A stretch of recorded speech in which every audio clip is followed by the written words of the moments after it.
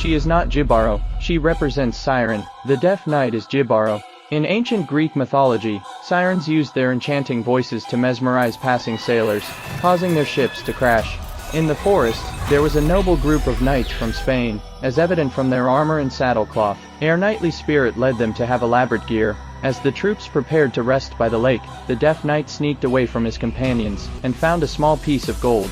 Worried, he glanced back because all treasures acquired by colonizers had to be surrendered. However, beneath the beautiful and calm lake surface, the core of this land was being plundered by the colonizers. Looking at the lake from a different angle, it resembled the shape of a heart. Meanwhile, the water nymph had been silently observing the army. The captain was leading the soldiers in an initiation ceremony, which symbolized a declaration of death. Suddenly, the nymph let out a roar and twisted her graceful body, uncontrollably drawing everyone towards her. The captain swung his sword like a madman. Soldiers drowned in the lake while the nymph represented the orderly customs and traditions of the indigenous people. The foreign colonizers, who revered Christianity, aimed to impose their religious culture on the indigenous population through invasion, but their efforts were bound to fail.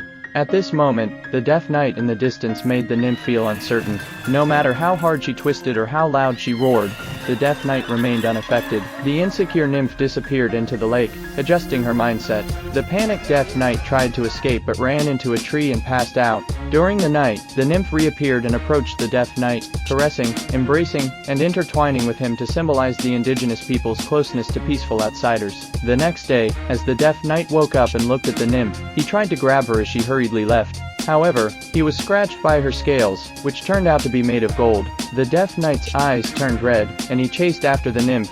Have you ever tried feeding your true heart to an ungrateful motherfucker? The nymph started dancing tentatively, showing her cultural richness to the peaceful outsider. In response, the Deaf Knight dropped his sword, a symbol of aggression, and jumped into the turbulent waters that created a strong barrier.